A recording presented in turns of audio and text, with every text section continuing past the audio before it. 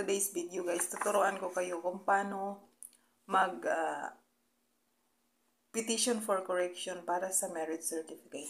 So guys, my marriage certificate is mali ang birth date ko doon. So, ang instead na ayan, instead na 9 yung date number, birth date ko, ayan, 1 po yung nakalagay. So, nung nag-apply na ako ng visa for Taiwan, nakita yung mali na hindi nagtugma sa birth certificate ko, yung birth date ko dito sa marriage contract. So, hindi ako na-cancel po yung visa ko. So, ang ginawa ko guys, nung kasi ayoko sanang umuwi ng probinsya kasi nasa Manila ako that time. Kaso, pumunta ako, so nag-try ako sa City Hall kasi may nagsabi sa akin na classmate ko na pumunta daw ng City Hall kasi andyan daw yung lahat ng lahat ng mga marriage contract, birth certificate ng buong Pilipinas. So ako naman, nagpunta ako ng City Hall. So ang aga ko sa City Hall that time. Nung nagpila na ako sa City Hall guys, pakikita ko yung clip sa'yo. Hindi pala doon kasi sabi ng taga City Hall, kailangan mo daw, pag nasa Manila ka daw na kinasal, pwede doon. Kaso hindi pwede. So, umuwi talaga ako ng probinsya, guys. So, after ng exam ko sa caregiver, nag-uwi ako ng probinsya. Doon ko siya ngayon inayos. So, dahil sa Bukidnon ako, sa Baongon specifically sa Bukidnon, sa Baongon sa amin, doon ako pumunta sa munisipyo.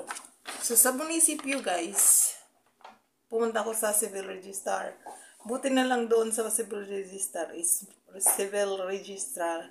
office is mga kakilala ko po yung nandun. Pinsan ko yung head ng civil registrar office sa Baongon. Tapos, yung mga nag-work doon is kapitbahay lang namin. So, matagal pala siya ibigay. Parang 10 months na posting, 10 days, 10 days na posting siya para sa yung parang may magre-reklamo na yung basta. Tapos, saka pa nila ipapadala sa PACA dito doon sa Manila. So, matagal ako maghintay guys. Hindi pwede kasi kailangan ko na kailangan ko bumalik na Manila. Para kasi kailangan ako sa visa at saka nagmamadali na yung employer ko na makapunta ako ng Taiwan. Ang kailangan lang naman guys, parang annotation dito sa gilid. Ayan. Annotation sa gilid para para katunayan ba na may correction na siya. So guys, dahil nagmamadali ako para makabalik ng Maynila for my visa appearance sa MECO para sa Taiwan.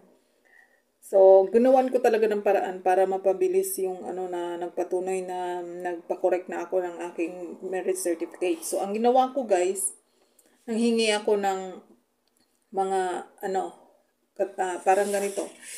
Certification, yan. Office of the Municipal Civil Registry Certification. Then, ayan I hereby certify Ralia Pilarca, appearance submitted na meron akong katunayan na ito na talaga na nagpa-correct ako. So, ayan, kailangan ng seal.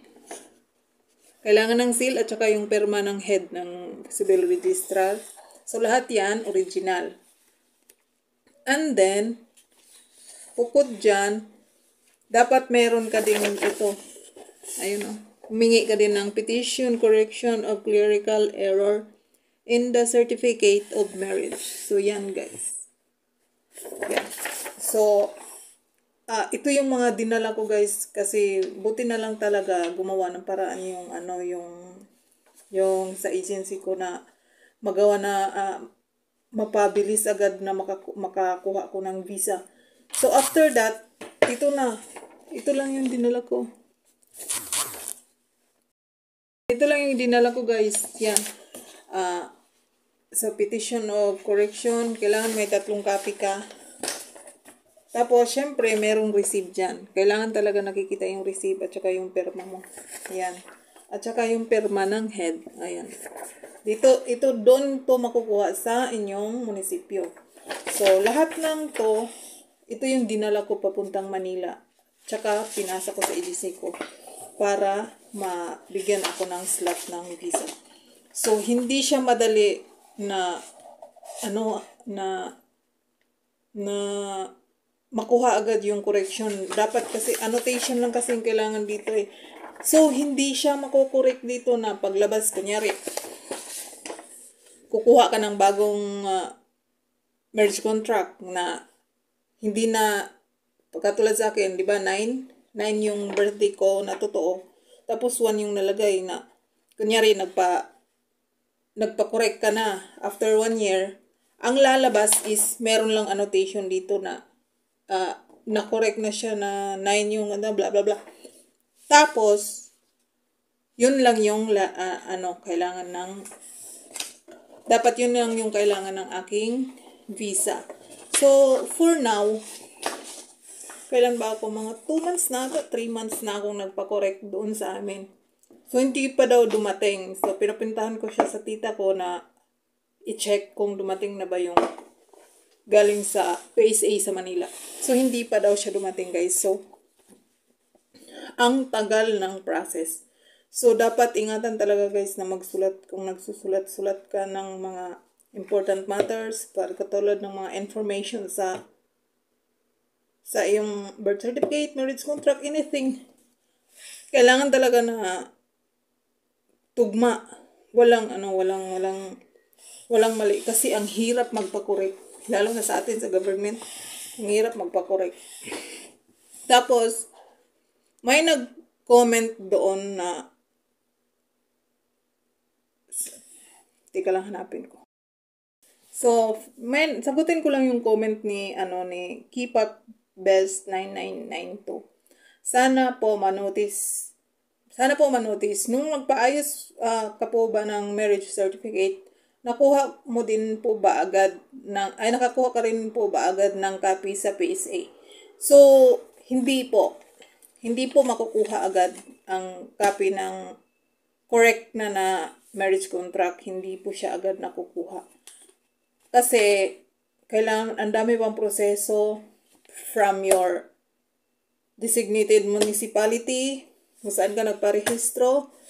After 10 days, pupunta na, ipapa-LBC nila papunta sa Manila na PSA, sa main. Tapos, yung civil registrar doon, hihintayin pa nila na bago makabalik sa kanila yung papel. Kasama na yung mga, anong tawag dito? Yung mga binigay mong mga requirements.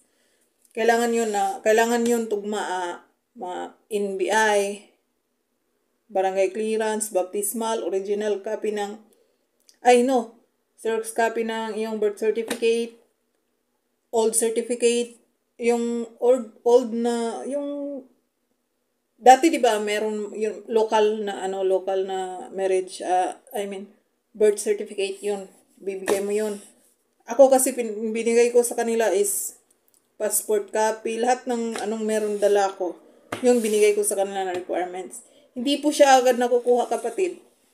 Maghihintay ka pa 1 to 6 months or up to 1 year. So, hindi siya agad nakukuha kung magpapaayos ka ng yung mga errors sa yung birth certificate or marriage contract. So, sana po nakatulong sa iyo, Kipak Best 992, yung sagot ko sa iyo. Hindi po siya nakukuha agad.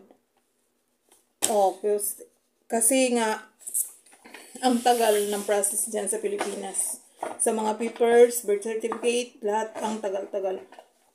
Pasalamat lang talaga ako na doon sa amin is mga kakilala ko yung nandoon sa nagtatrabaho sa civil register. Kasi kung hindi, baka abutin ako ng 2 taon bago makalabas ng Pilipinas. So, that's it for today, guys. So, thank you so much for watching, and this is Darling Vlogs. Please don't forget to like, share, and subscribe to my channel. Bye-bye!